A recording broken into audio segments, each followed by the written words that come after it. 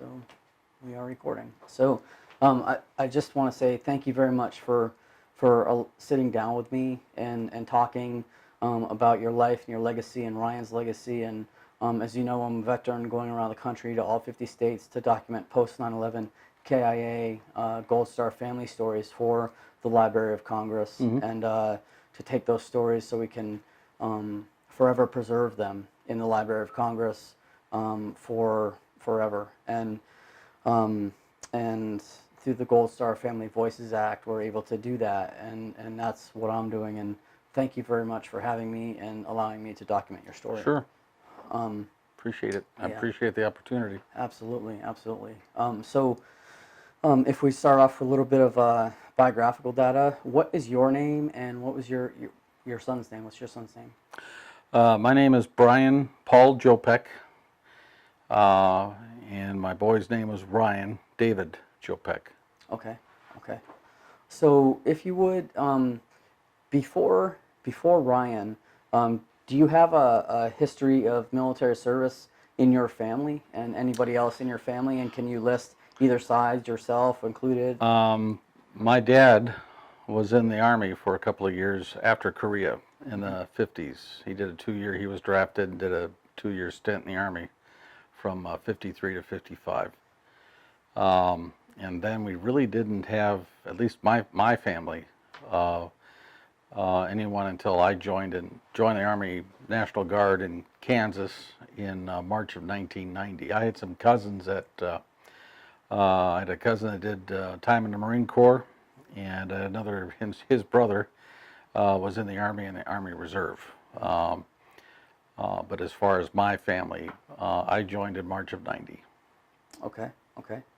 So you joined in March of 90, and how long were you in the military? I was in March of 90, and then I was medically retired in August of 2011. So I did almost 21 and a half years. Oh, wow. So you have a deep, rich history of military service in your family. Wow, wow, wow, that's wonderful. That's wonderful. Thank you for your service. I appreciate it.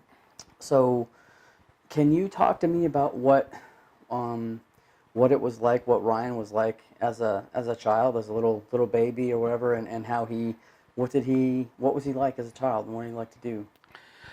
Well, I guess he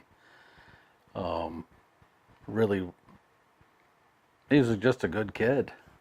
I mean, he no different than most kids when they go through different phases at different ages, the terrible twos and all that kind of stuff. But I will say, and my recollection of all three of my kids when they were younger, toddlers, whatever, even though they had their moments, just like they all do. My kids were relatively trouble-free. I mean, my youngest boy, Stephen, who was speaking of military service, at the moment he's in the Army Reserve. Oh, wow, okay. He just transferred from the Wisconsin Guard to the Wisconsin Army Reserve as a chaplain's assistant. Stephen, probably of the three of them, was probably maybe the most trouble. One time he ran naked down a street when he was like 3 years old. That kind of stuff. Ryan, though, we never really had any. I don't recall any real issues like that. He was just a good kid. All three of them were, but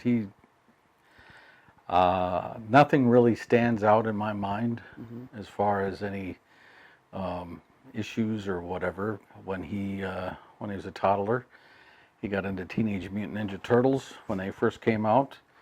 We used to watch monster trucks all the time.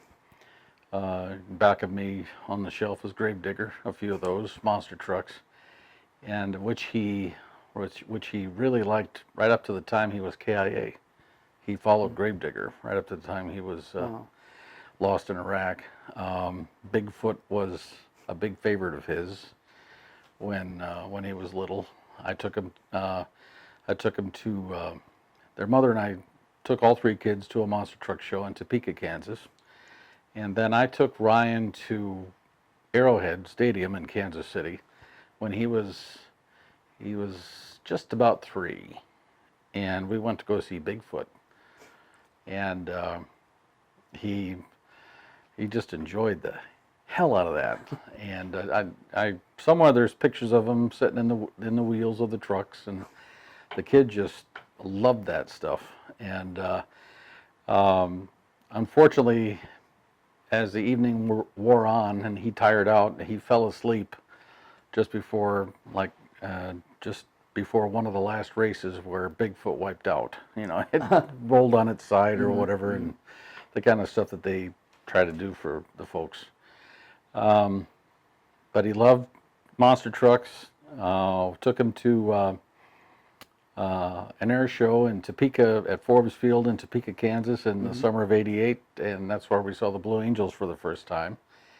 So got him a Blue Angel shirt that he wore when he was little, and I still have an F-18 Hornet model that I put together when he was little. I have it at the house. Oh, really? So there are things like that bring back a lot of good memories. Yeah. Whenever I see the Blue Angels or monster trucks or something like that, it instantaneously reminds me of Ryan. So, do you know what was there a point where you saw him kind of change, and where you saw his character kind of come out, and you saw maybe like a leader, and saw him just kind of a dynamic change, for a shift from becoming just a little kid to... Well, he was born in Alliance, Nebraska. I had my first radio job was out there in the West Central Panhandle in Alliance, and that's where I met his mom, and that's where he was born. We got his mother and I got married out there, and he was born out there. And so as he got older, throughout the later stages of grade school, 6th grade, whatever, he started talking about playing for Nebraska football. He wanted to be a Cornhusker, even though we were living in Kansas at the time. And he he was in 8th grade, got to that point in 8th grade, and that's when they had equipment the first year at Royster Middle School in Chinook, Kansas. And their first practice in pads, he went up for the ball, and he got walloped by a kid, just driven into the ground. And he came home and he says, "Dad, I don't want to do that." So what he did, though, was he talked to the coach, and he became their manager. And then he got it, and that's about the time he started getting into basketball, too. And throughout the rest of his time in school, he was on basketball teams. The sophomore team, when we moved from Kansas, it was after he completed his sophomore year, and he was on the sophomore basketball team for the Chinook Blue Comets. And wasn't a starter, but he went to every practice and practiced his butt off. But it just never, it was just one of those things where he just never, evidently enough to be, unless they were up like 90-0 or something like that, then the coach would put him in.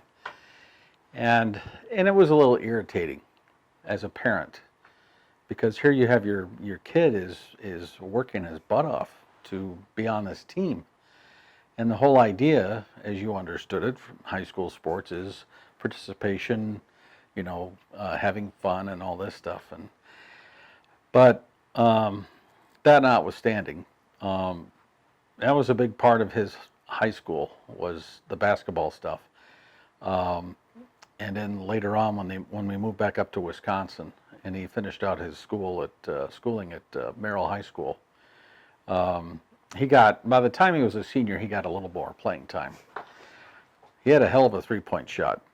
He was a killer from like some of the games I saw where he played. He was sinking them from half court. Wow. He was that good at that.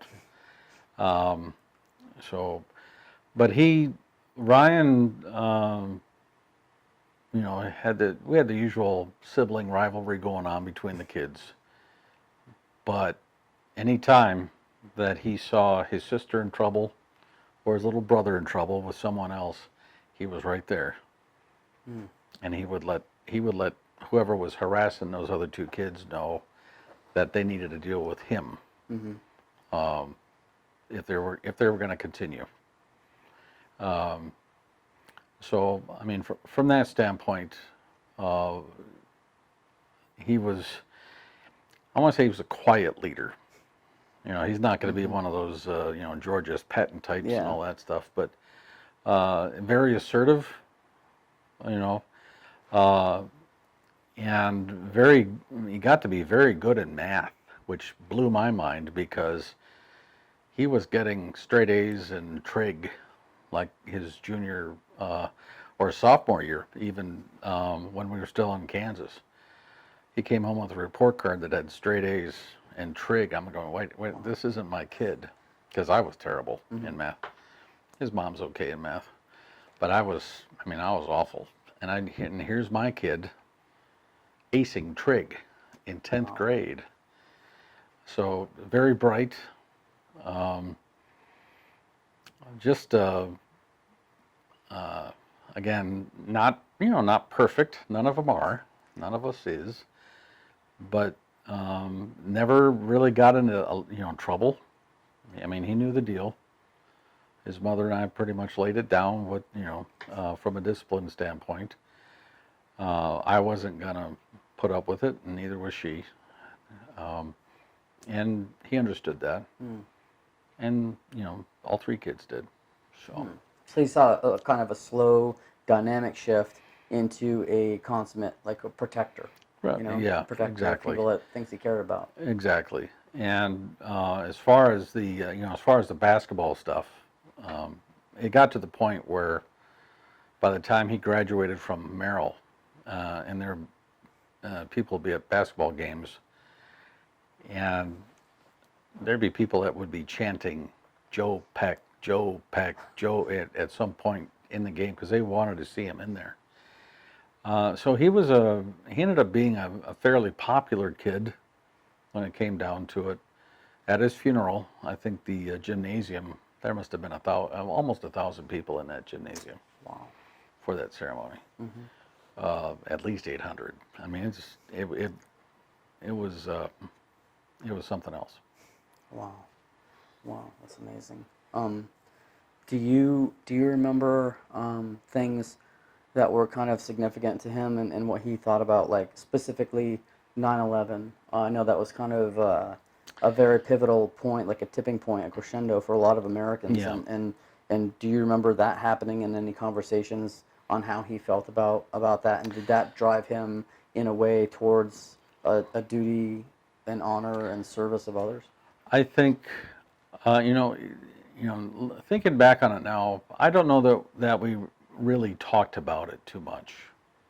Other than, I mean, he'd ask me if I was going to have to go, because I was by the time 9/11 came around, I had been in the Guard 11 years, and he would ask me if I would have to go. And then by the time 2003 came around, my unit got alerted in February of '03. We were back up here in Wisconsin, which was over February 14th of 2003, actually Valentine's Day, over a month before the invasion happened. But we really didn't talk about it too much. Really? And then one day, I was several months later, around the time of his enlistment in late August, I was working on orders with the Wisconsin Army Guard down there in Madison at what was then State Area Command, now it's Joint Force Headquarters. But and he called me, and he told me that he was thinking about enlisting. And I didn't do anything. I didn't say anything to discourage him. I mean, I knew his mother was really not. By that time, his mother and I had been divorced for several months. She was never she was never really too happy with my joining the Guard. We'd been married not quite 5 years when I joined, back in '90. And she was never really a big fan of that. And so when he did join, I think there was a little resentment there. But he joined, one of the things he joined for, to be perfectly honest, is he had plans to go to college. He wanted to be a national park ranger because my dad is big on the park, national parks, Lewis and Clark, the whole spiel, and conservation, Teddy Roosevelt, all that stuff, and just kind of it struck a chord with Ryan at some point during as he got older. The kids in the summertime, they'd come up here to Wisconsin, and my mom and dad would take them different places, up to Duluth, Superior, to the Apostle Islands and all that stuff. And through that, Ryan really picked up an appreciation for things like the National Park Service. So he wanted to be a ranger. That's what he was gonna go to school for. And actually, he did a semester at the University of Wisconsin Marathon in Wausau, working towards that before he got his orders to go to Southwest Asia. So he was enrolled in college to do that.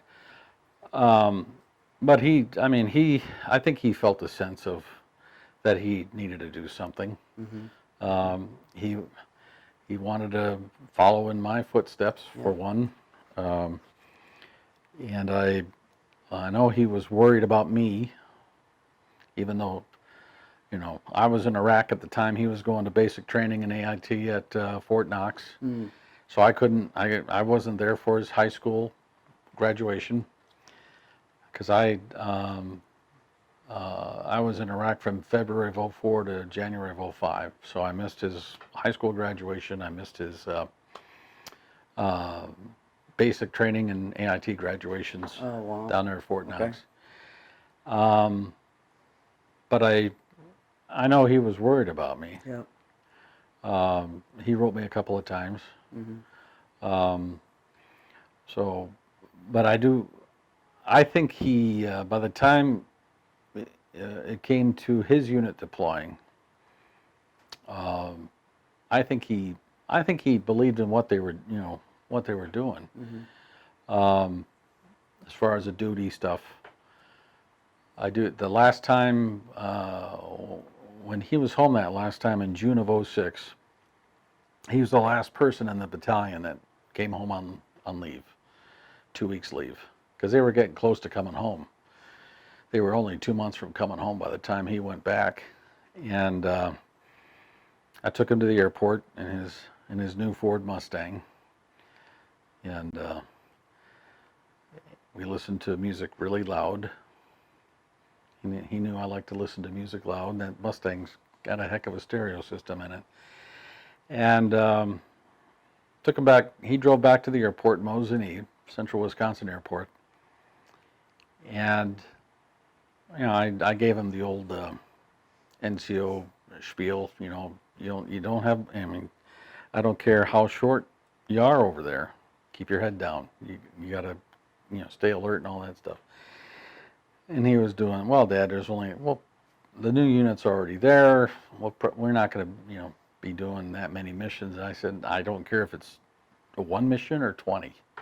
You need to be alert. And so when it came time for him to leave, to get back on the plane, he did tell me that as much as he liked being home again, he needed to get back and finish the mission. He needed to get back and be with his fellow soldiers, and so they could all come home together. And then he walked towards the exit to go on the plane, and he turned around and he said, "I love you, Dad. Don't blow my speakers." So, because he knew I was probably going to be jamming on the way back to Merrill from Ozone in his Mustang. Yeah. So, anyway. Did you support his decision to join the military? Yeah, like I said, I didn't discourage him because he was he was 17, and he had a plan. Like I said, he was going to be a park ranger. I mean, work for the National Park Service, and he had things mapped out college-wise. And I really didn't. I really didn't discourage him. Okay. And in retrospect, there are times I think about that. Maybe should I have said no? Don't do that. Yeah. That sort of thing. Do you remember him specifically? Do you remember him telling you that his unit had been activated to go? Or I'm sorry. So let me back up. What did he go to AIT for? What was his job? He was a 19 Delta, which is cavalry scout. Okay. And he did both basic and AIT at Fort Knox, Kentucky. Okay. So, and then do you remember him telling you that there was talk of his unit going to Iraq and when he was going to be activated and stuff, and what were the nature of those conversations? Yeah, that really didn't come up until after I got home. Like I said, I got home in January of 2005, and by that time, I was living back in Anago, and he was with his mom and brother and sister in Merrill, and I would go over every so often, and we'd go bowling and hang out at a truck stop there afterwards, and we'd talk, and I don't really recall hearing anything about the 2 of the 127th's deployment or orders or anything like that until probably by April. I was working down with the guard, what they call guard bumming, another short term duty assignment in Madison. Oddly enough, working on a program to put together some global war on terrorism history. It was about that time that he had mentioned it, in the April time frame. And then he had to come down one day to get some paperwork done or dental work or something like that. He came down to Madison, and he showed up in his BDU's battle dress uniform, and I was in my battle dress uniform, and we ended up getting a studio photo taken. One of the guys up in the public affairs office, nice camera and lighting and everything, nice studio. Larry Summers, he did a nice portrait of the two of us, and I've got that at home on a wall in my living room. And actually, after Ryan was killed, Larry took that photo, cropped me out of it, and put an American flag, Wisconsin flag, and it's just a nice picture of Ryan's smile, And that picture, that photo, I have in a frame on a wall in my bedroom. And when I take his truck, his '66 Chevy half-ton truck to car shows, I'll take that and lift up the hood and put that photo of Ryan on top of the air cleaner cover, so people can see him there. Oh wow. So, did he have only hit that one deployment in Iraq in his 3 years? Okay. So then, if you don't remember, let's see, or if there wasn't a lot of talk about that, then, so now let's go through. He deployed to Iraq. Do you know where he was going and what the nature of his assignment was going to be for his unit? Yeah, I knew that the 2 of the 127th was going to be based at Camp Navistar, or LSA Navistar, And that's the last base before in Kuwait before you go into Iraq. I stayed there for a night. My unit did. When we convoyed up to Mosul in February 2004, Navistar was one of the places we stayed, and so I was a little familiar with it. But that's where they were based, was Navistar, and they would do convoy security missions up into Iraq from Navistar. Oh, wow. So through Basra and all the way up, like. He didn't get up to Mosul where I'd been until his last mission. Okay.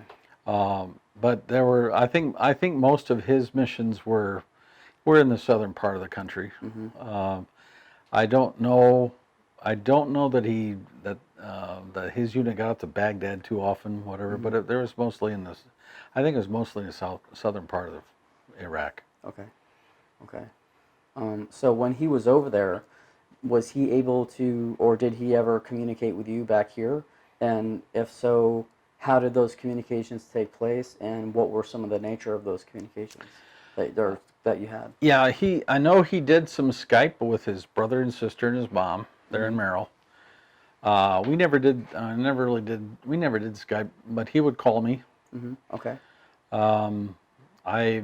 By the time, let me see, later in 2005, he called me a few times. He called me a few times from when they were at mobilization training in Camp Shelby, Mississippi, in the summer of 2005.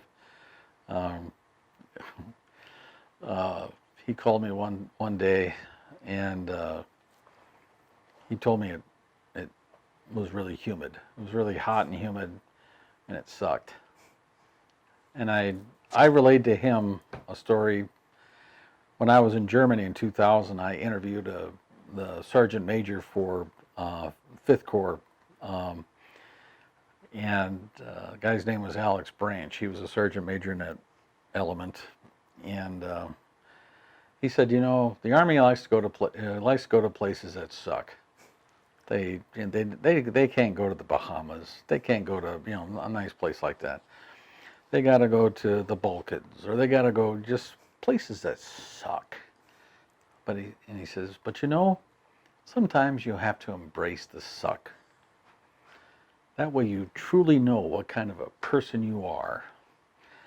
And he didn't really care for that too much, because he's sitting down there in Mississippi, and here's his old man telling him that he's got to embrace the suck. So he didn't really care for that too much, but at the time I was doing by that time I was doing some public affairs stuff with the Guard, and I was doing the public affairs portion of the family briefings for his battalion, the 2 of the 127, and and then some other units that were getting ready to deploy after his. So I'd use that story. I'd incorporate his phone call to me in my briefing, and the whole embrace the suck thing. And yeah. so yeah, that was one of the things I remember when he'd call from Mississippi. Wow. He'd call sometimes when he was at Navistar. I remember one phone call. He had some concerns about the 105th Cav, the cavalry unit he was in Merrill. The Guard was looking at reorganizing and moving that unit down to southern Wisconsin, and he wasn't sure what he was going to do in that case. If he would stay in that unit and just drive down to wherever southeastern Wisconsin from Merrill or Wausau, or if he would find another unit to go to. We talked about that. But the one phone call that sticks out is the last one. That's the one that really sticks out. And that was on July 23rd. And I had Gold Star license plates on my Silverado after I had a Chevy Silverado I bought after he was KIA, and I put Gold Star plates on it. And that was, for me, that was the most memorable phone call. It was less than 4 minutes long. He called me. He was calling from Scania, Iraq, and they were getting fuel. And he said they were on their way up to Mosul. And I'm going, it's late July, and you're going to be coming home in a few weeks. What are you doing? He volunteered to go. He volunteered to go because it was Mosul. It's where I'd been. He wanted to see some of what I'd seen, Diamondback, the airfield, all that stuff up there. He just wanted to, he told me he wanted to see some of what people in my unit had seen. And he wanted to get away from the garrison stuff, sergeants major, and because it was about a 2-week trip, and would chew up pretty much of that last couple of weeks before they came home. And my cell phone was gonna. I mean, I had to get it charged, and he had to get going. And that was the last time I ever heard my son tell me that he loved me. The last thing he said to me was, "I love you, Dad." And so it's that phone call that sticks out the most. I mean, if I would have known it was the last time, obviously there would have been some other things said. I mean, I told him I loved him and everything, but yeah. And then did he express any concerns about any of his concerns and worries that he had about? Not to me. No. Now, over the years, I found out later that he was scared shitless. Pardon my French. I guess he had relayed to either his mother or his brother or sister, whatever, that he shouldn't have done. He shouldn't have volunteered to go because things got kind of hairy in that last mission. There was a heavy equipment transporter hauling an M1 Abrams or Bradley fighting vehicle not too far in front of his vehicle that was hit with an IED a couple of days before he was lost. All 4 of the guys got out of the vehicle okay. They jumped out and they were covered by other people, so there weren't any losses. But the truck was destroyed. So I think, just from what I've heard over the years, that maybe he kind of second guessed himself. But he had to finish. He didn't really have a choice. He had to finish it. When he was deployed, how did you keep up with what was going on during the war over there? I know some families didn't. Some people watched, things exclusively, and being somebody that was actually in the military, maybe you had different sources also where you could find out where things were happening. And how did you keep up with what was going on? Well, yeah, I've worked at different times. I've worked in, the state headquarters, so I had some access. Not, nothing secret squirrel or that sort of thing, but I knew some people in some of the higher offices, higher command, whatever, and I'd find different things out that way. But especially that last mission, I mean, I'd heard that section of MSR Tampa, main supply route Tampa, was clear. I found out later it wasn't. That obviously it wasn't. There were some issues with some of the intelligence in that area, I guess, later on. But at the time, I'd heard that it was okay. But that was 2006. There was the start of the Bush administration's discussions about a surge, possibly. So I was concerned. I mean, I had a kid in there that was in the middle of all that. And I know his mom was. I know his sister was. I know his brother was. They were all concerned. My mother, my mom and dad were against the war. They supported the troops and everything. They were great when I was over there. My mom would send me chocolate chip cookies, homemade chocolate chip cookies, and she kept experimenting with them until she found out where she got them down to like bite size so they wouldn't break when, you know, in the postal service. And I do remember when I was down there in Madison working in 2005. It was after Ryan's unit went to Camp Shelby. My mom and dad came down to see me, and we got to talking about it, about the situation, and she started crying because she was really worried about him. And I don't know if it was like a premonition type thing with my mother or what, because that was her oldest grandson, and he was about to go into the eye of the tiger, so to speak, into the teeth. And she was really worried about him. It was one of those things where you have the things that you're doing, you got your job, whatever it is you're doing, but in the back of your brain, you're thinking, I just hope he's okay. I hope he's okay. I hope the troops that he's with are okay.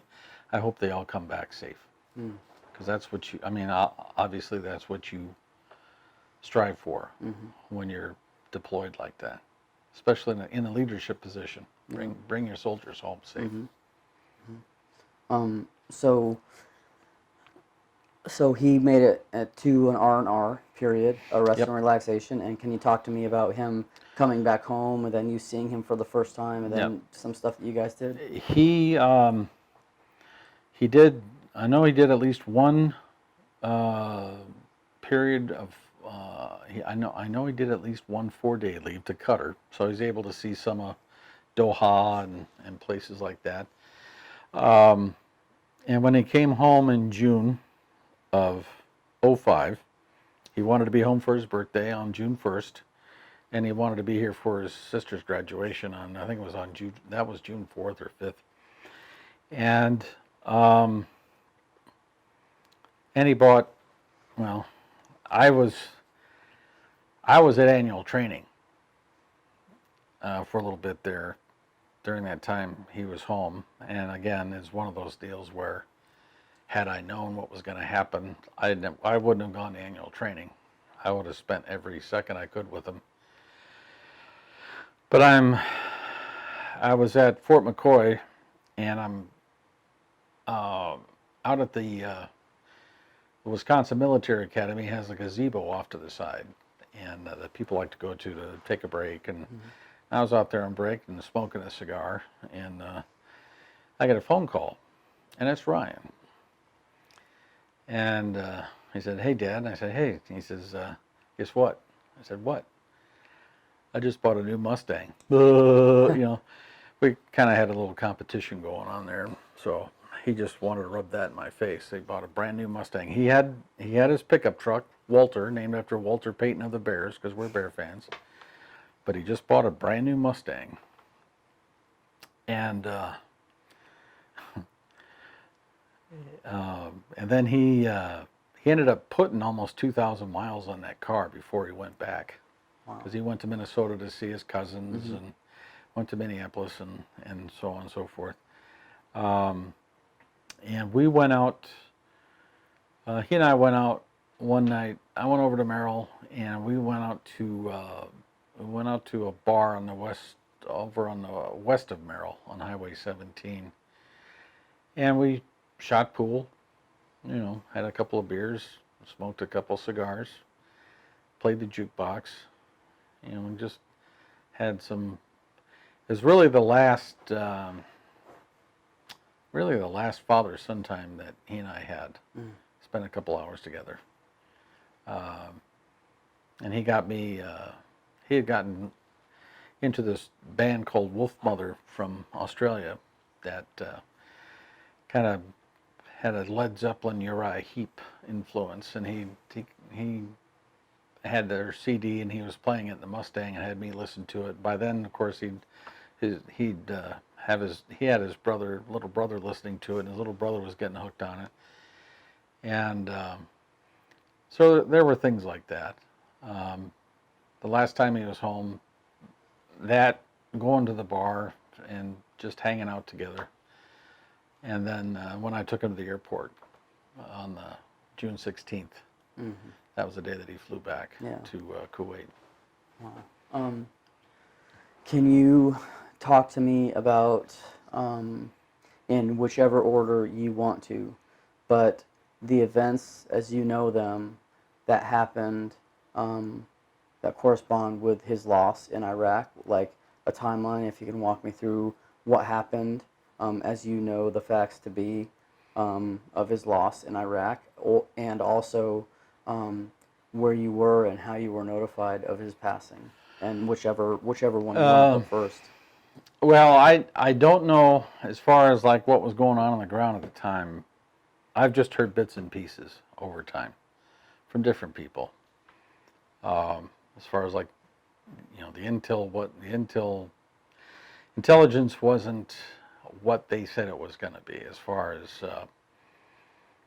the road was clear. Well, I guess no, it wasn't. But as far as the notification thing, the night before, I went and had a beer at a place called the Burke Station in Sun Prairie, Wisconsin, just next to Madison. And I was sitting there, and they had a couple of TVs there, and one of them had monster trucks on it.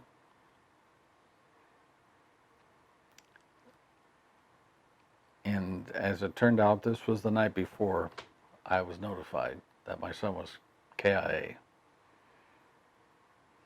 I thought about him when I was sitting there watching those monster trucks. And then the next morning, it was about 6:30, something like that.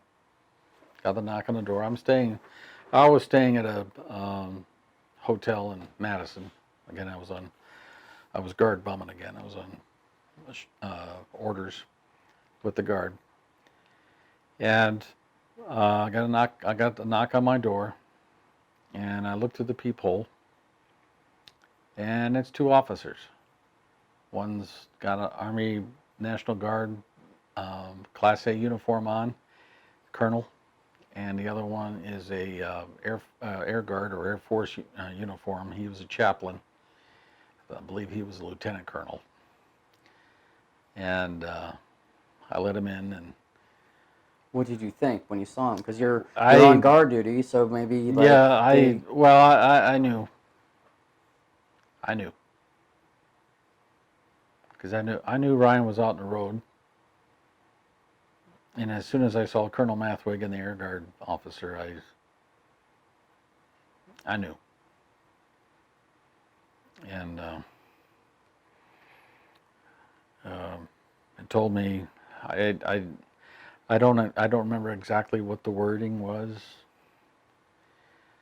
And they hung around for a little bit, and they asked me if I wanted them to stay, and I said no sir, I'll be okay. They told me I was supposed to go to Joint Force Headquarters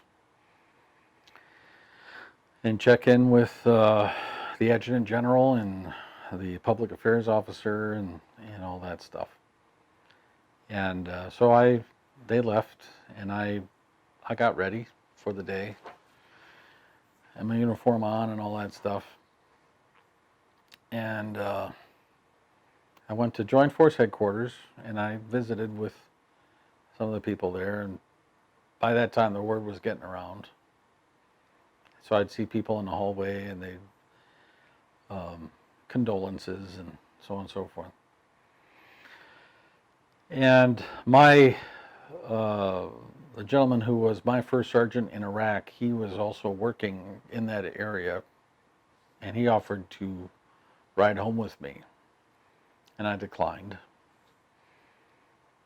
Yeah, so I got my truck. I had my pickup truck with me. It was a F-150 that, oddly enough, was like one that Ryan. I had another one. This F-150 is a '93 Ford F-150 that I bought in 2005. I'd bought it the year before. But it was just like another F-150 I had, a '92 that Ryan really liked. And Ryan did actually ride in this truck, this '93, before he deployed, or I'm sorry, when he that last time he was home, he rode it a couple of times, and he couldn't believe how much it was like the other F-150 I'd had. So I'm riding. I've got that truck with me. I'm riding back to Anago from Madison, and I get a call to stop at Wausau, at the Armory in Wausau, to meet with the Casualty Assistance Officer. He's a major, and he had deployed to Iraq in 2003 with the 724th Engineer Battalion. So, and he gave me my 10 copies of Ryan's death certificate and all that stuff. And that's when I met the CAO, who ended up being a really outstanding casualty assistance officer. Helped the family out a lot during that next couple of weeks, because that was a long couple of weeks, because he was KIA on the 1st of August, and his funeral wasn't until the 14th. So that was a long 2 weeks. So, and that was it was a long ride home. It's a 3-hour drive, but when you got something like that, people were worried that my mind was going to wander and I'd get in an accident and all that sort of thing, but no. Obviously, your mind's, in my mind anyway, it was preoccupied with stuff, but not to the point where I didn't know what I was doing as far as driving and that sort of thing. At that point, the driving was a therapeutic item for me. So, and then a few days later, he was brought into Dover, and I'd asked to meet I'd asked to be there at Dover when the plane came in from the Middle East, and then I wanted to escort him home, but they wouldn't let me. They didn't let me do that. I was a little bit irritated, because here I am, an Iraq vet. I'm still in uniform, and that's my boy. But whatever. He was brought into Milwaukee. I did go down in a hearse with Wade Funeral Home. I went down to my Class A's. One of the last times I ever wore Class A's. Went down in a hearse from Wade Funeral Home, and we went to Mitchell International Airport, and went to it was in a freight terminal. That's where I met my son's casket. It was in a dank kind of, yeah, a dank freight terminal with very dim lighting. I waited in the office, and someone came in and let me know that it was ready, the casket was ready for me to see. And a friend of mine that I had deployed to Iraq with, she met me at the airport, and she met me at the terminal. And so she was there with me when I went to see the casket, and stood with me. The freight personnel had set up the casket on whatever, the cart, what have you, and put the flag was over it.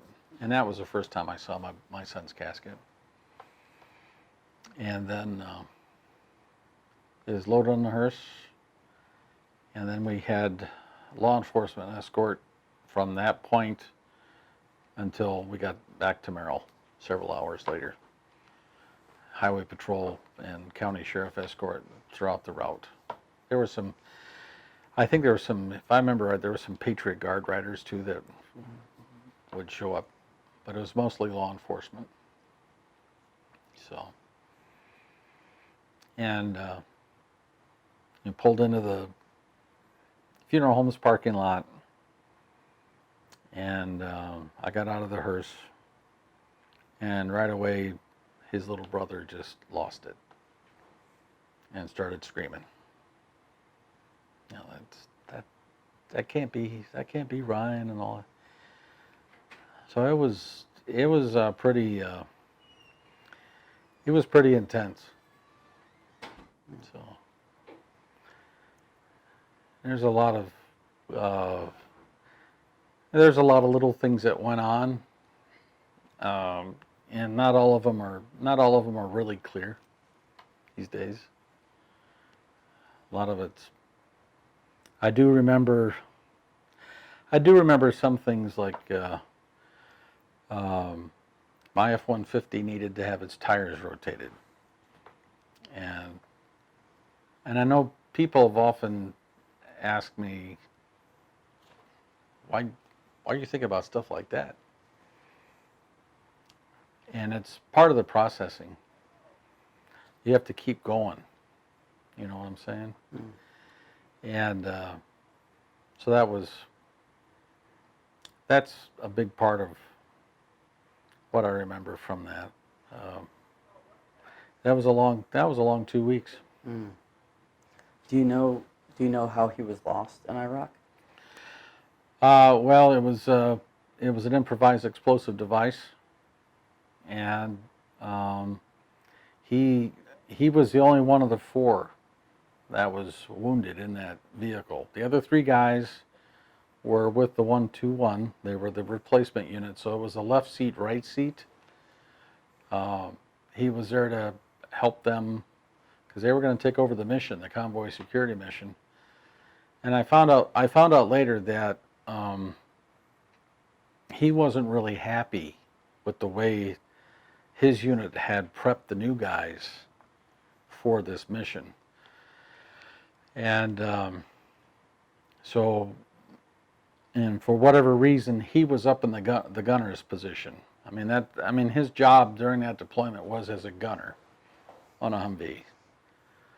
And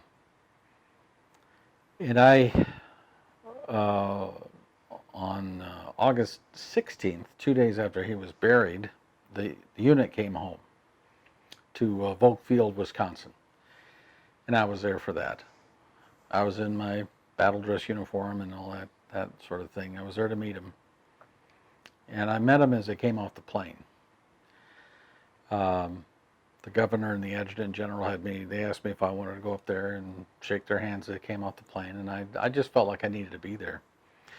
But while we were waiting for the plane, I was talking to some of the guys from the unit that had come home during the deployment. They got wounded in IED blasts. And I remember one of the guys telling me that, Sergeant Jopek, they aim those IEDs for the top of the vehicles. Because they're just looking to kill Americans. Which, of course I knew that from being there 2 years before anyway. But that's what the kid was telling me, was that they actually aim the IEDs for the top of the Humvees. And it was pretty,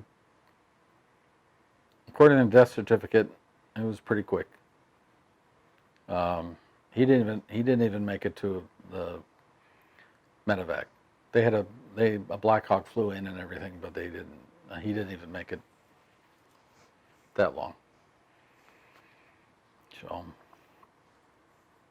yeah. Do you remember the funeral? What it was like? Memorial service. Well, like I said, the memorial service itself was in the Merrill High School auditorium, and there had to be anywhere from 800 to 1,000 people in attendance. The governor was there. A bunch of my people that I served with. There were a bunch of guard personnel. Some of whom I didn't serve with. They were associated with his unit and all that stuff. But there were a lot of people that I served with that were there. Several people from my unit. My best friend, Fred. These days he's a bourbon rider down in Louisville, Kentucky. But and he was living down there at the time. He had just moved down in that area. But he came back up. I'd say roughly half of my 20-person unit was there. Wow. for the funeral. And I didn't speak at it. And I didn't. I was there for the wake. Everybody comes along and shake their hands and all that stuff. But they asked me if I wanted to say something at the funeral, and I didn't. I didn't. He had one of his friends from Chanute, when he was on the basketball team down there in Chanute. He came up, and at the cemetery, there was Nathan, the kid that he was on the basketball team with down there in Chanute, and then the other guys that he was on the basketball team with in Merrill. They had their jerseys on, and they, at one point during the cemetery service, they formed a ring around his casket. There's pictures of it. So it was,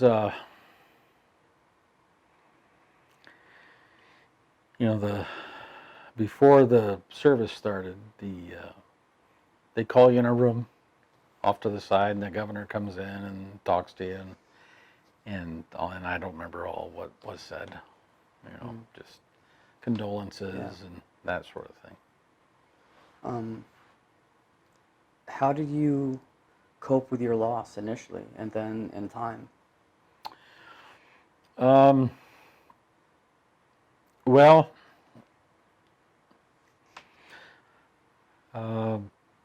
like I said, initially it was stuff like getting the tires rotated on a vehicle, trying to keep an everyday routine somehow, some way, because it's going to get you anyway. But things like that help you keep things, in your mind anyway, together. Then these days, all these years later, work. They say it gets easier. I don't know that it's gotten any easier, because every day is almost like a challenge. You can get up every day, and but I think staying busy, what I do here at the newspaper, helps quite a bit. If I get too much time, though, I tend to sit and think about things. I don't hold back. I don't keep a lot of stuff in, because I found that if you do that,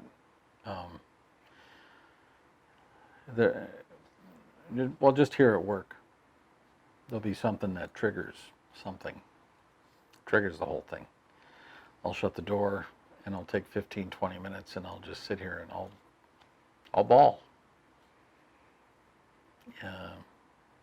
You have to do that, I think. For me, anyway. That's a big part of how I cope with it. Going through all of this, what have you found to be your greatest source of support?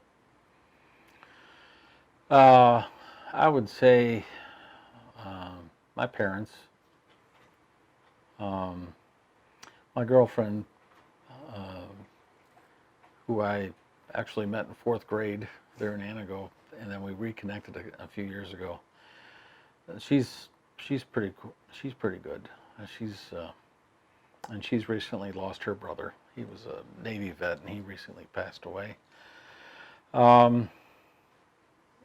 My best friend Fred, like I said, down there in Kentucky, he just called me last night, as a matter of fact, to check on me, and he'll do that from time to time. I think those are the primaries. The people here at the Lakeland Times, they understand that. They see it here in the office. And since I've started working here in August of 2012, we've been doing special sections for Memorial Day and Veterans Day. And I've been pretty much given, when we say free rein to put the, do the interviews, do the stories. Our production staff does a great job putting the cover together and all that stuff, and it just turns out really well.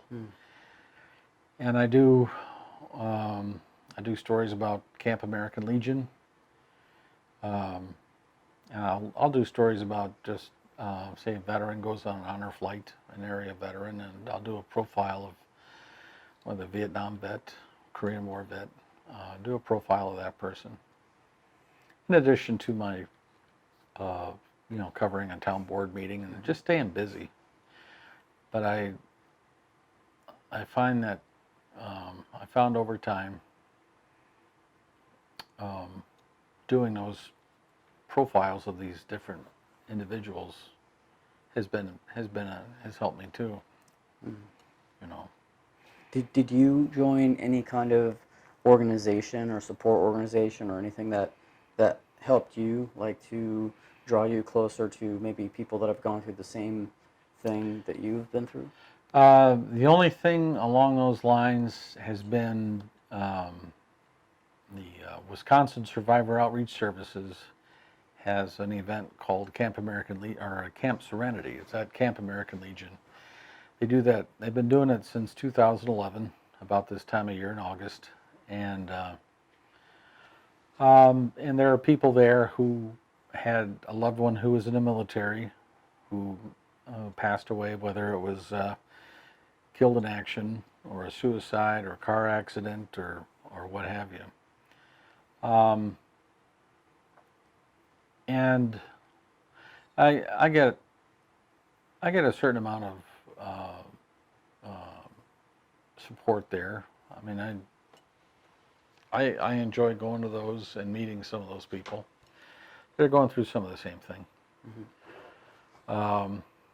But other than that, not really. I do counseling. I've gone back to counseling at the VA clinic in Rhinelander, for not just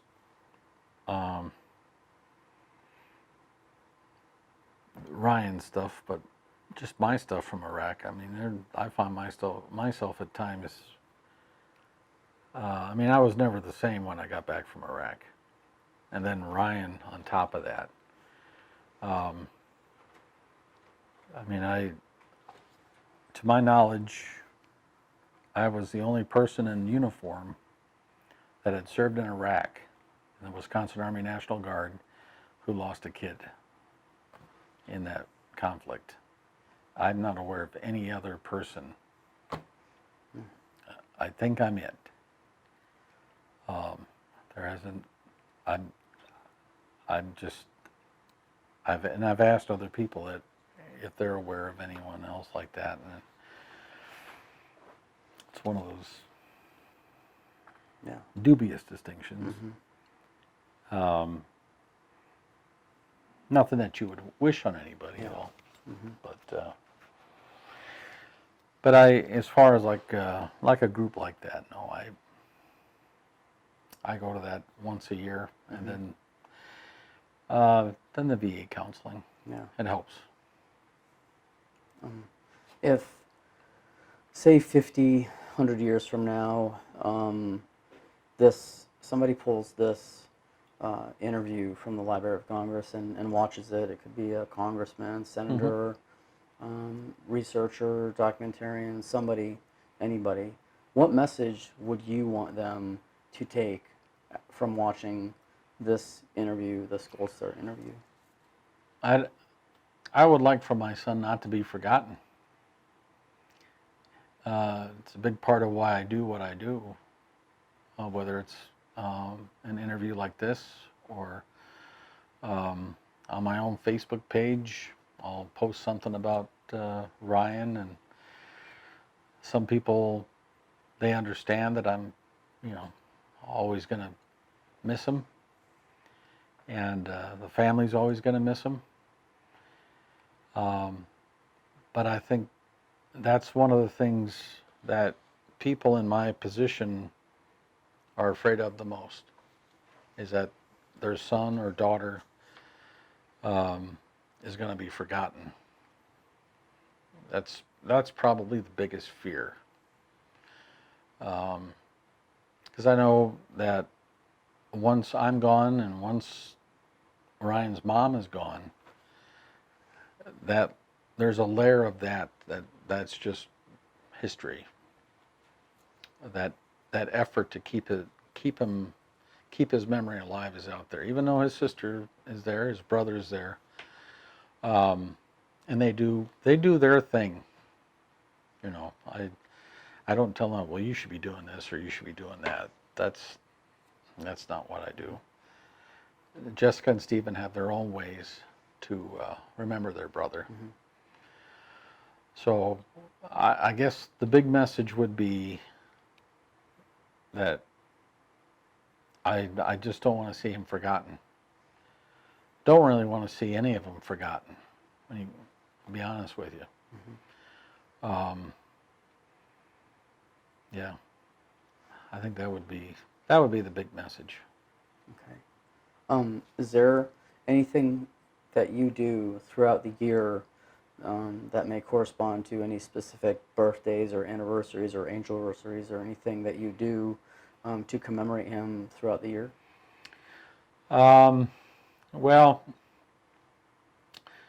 I don't know, and other than, like I said, my own personal Facebook page, something comes up for his birthday or whatever, I'll post about it. There have been several things that have been done for him in his name. We've got a scholarship at the Maryland High School. There's a scholarship that gets awarded every year at graduation. And there have been efforts to get some money for that scholarship fund. I mentioned my friend Fred down there in Kentucky. He got me linked up with this group of bourbon enthusiasts, and for a couple of years there, they Buffalo Trace Distillery in Frankfort, Kentucky, donated a barrel of Old Weller antique bourbon, and got it bottled up, and this group would sell the bourbon to its members and raise money that way. And they, over the course of 3 years, I want to say they raised over $20,000. Wow. So there's things like that. The High Ground Veterans Memorial Park over by Neilsville, about 2.5 hours southwest of here. There was a legacy stone installed there for Ryan back in '07, I want to say. And then in 2016, I raised money because they had they got a tribute there, a Persian Gulf tribute, that when you look at it from the top, from above, it's in the shape of a combat boot. Oh, wow. And it's got benches and jersey barriers around the edges. And I raised money to buy a bench and have Ryan's name put on it. So he's memorialized there. There's several places where he is. The Ernie Pyle Museum. My mom and dad donated some money, and he's got his name there. He's got a brick at the D-Day museum down in Virginia. They've got a Gold Star area where he's got a brick. My mom and dad did that. there's just a number of things, number of different things that I mean, here in the office, I've got that flag was donated to me. Um, the this one up here, guy was he started his wood business, and this was the first flag like that he'd done, and the upper left star in the field of stars is a gold star, and it's got Ryan's initials on it. Oh, wow. So just things like that people do. He wasn't in Ryan's company, but he was in the battalion on that deployment, and he just wanted to do something. Wow. So there's different things. The American Legion, Wisconsin American Legion, they're in the process of establishing a post at Camp American Legion south of here. And a couple of days after that was announced, I was contacted by the adjutant for the Wisconsin American Legion, and she asked me if I thought it was okay if they named the post after Ryan. So, there are a lot of things that go on throughout a year where people are thinking of him. Wow. So, what do you want the world to know about the kind of man, son, brother that that Ryan was?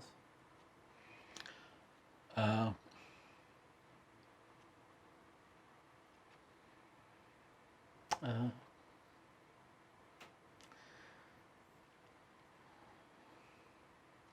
sure you probably hear this from other people, but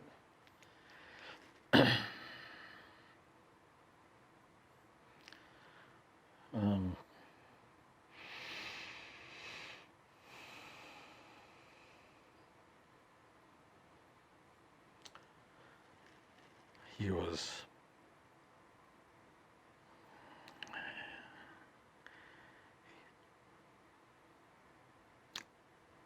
all three of my kids are heroes to me.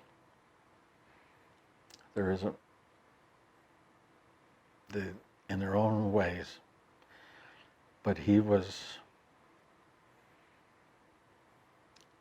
respectful. He was funny. He had a hell of a sense of humor. I think he picked up from me, I'm not sure. Giving. He'd help out someone there in Merrill that was having trouble with a car, whether getting him a ride to wherever they needed to go, or he'd come over from Merrill over to Anago if his grandma and grandpa needed some help with the yard, cleaning the yard up and that sort of thing.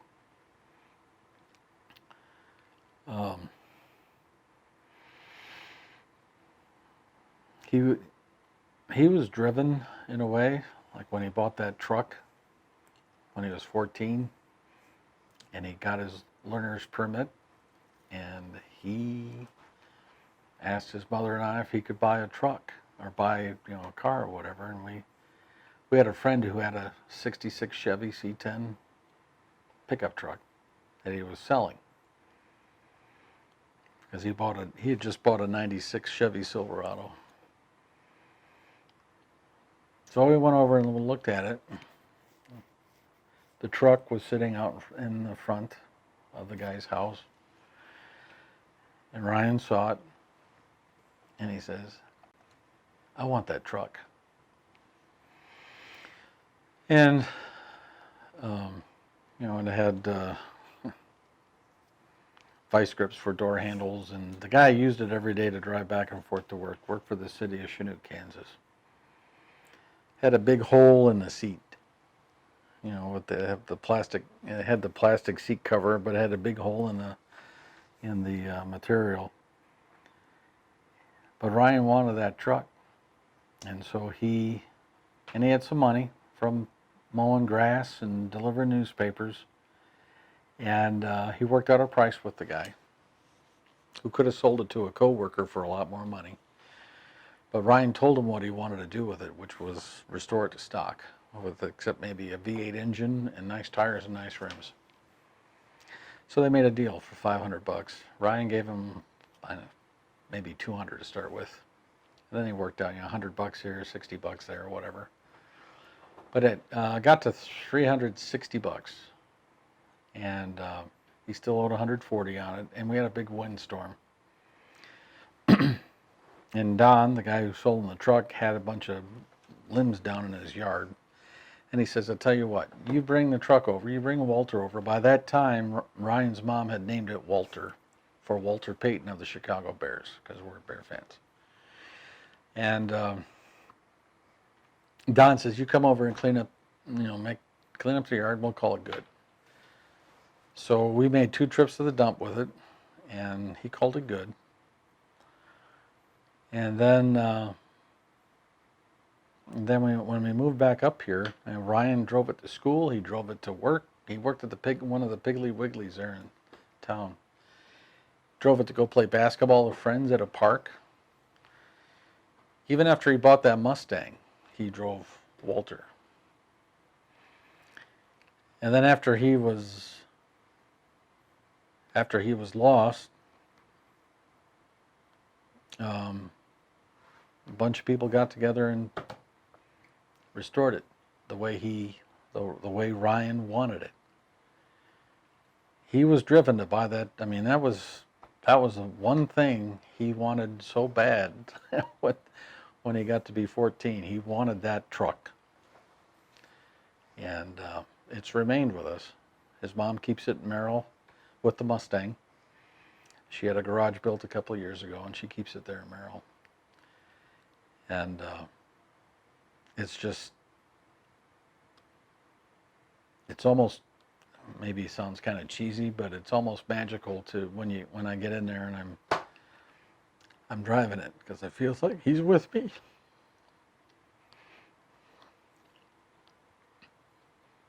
Yeah. I guess the other thing I would want people to know is it sucks. There's no ifs, ands, or buts about it. It sucks.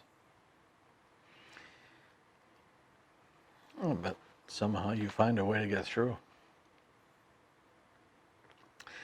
and keep his memory alive. That's what you do. Is there anything special that you do to honor Memorial Day now? How do you... Well, Memorial Day is always, especially after my time in Iraq, Memorial Day, to me, Memorial Day is what it was originally established for. These days, it seems like people are starting to get them confused with getting Veterans Day and Memorial Day kind of mixed up. In programs like the PBS's Memorial Day concert, there's a lot of veteran stuff on there. And it's beyond veterans like from Vietnam remembering buddies and stuff like that. There's a lot of salute our veterans. And that's Veterans Day. That's Armed Forces Day, whatever. Memorial Day is just something different. It's for people like Ryan who didn't get to come home and continue their lives. They didn't get to get married, didn't get to have kids, get to have a nice job, grow old, have grandkids. To me, it's a very special day in that respect.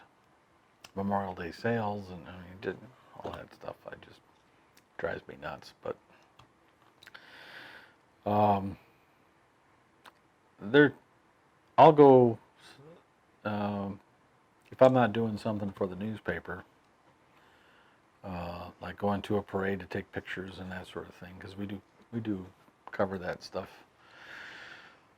I'll go to the cemetery and I might set up a chair and smoke a cigar. Maybe read to him a little bit. I did that. Actually, I did that on his birthday this year. I went to the cemetery and read to him. I'll do stuff like that. So. Is there anything that you feel that we haven't discussed in this interview that you'd like to include?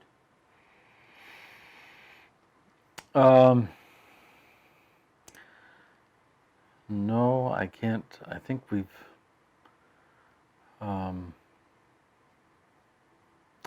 pretty much mentioned all the main points. Well, I'd like to just say thank you for sharing your life and your legacy with me and Ryan's legacy, and allowing me to take it and to cherish it and keep it secure and safe and deliver it to the Library of Congress, to our oldest archive in our nation. Thank you very much. I appreciate you doing this. You're welcome.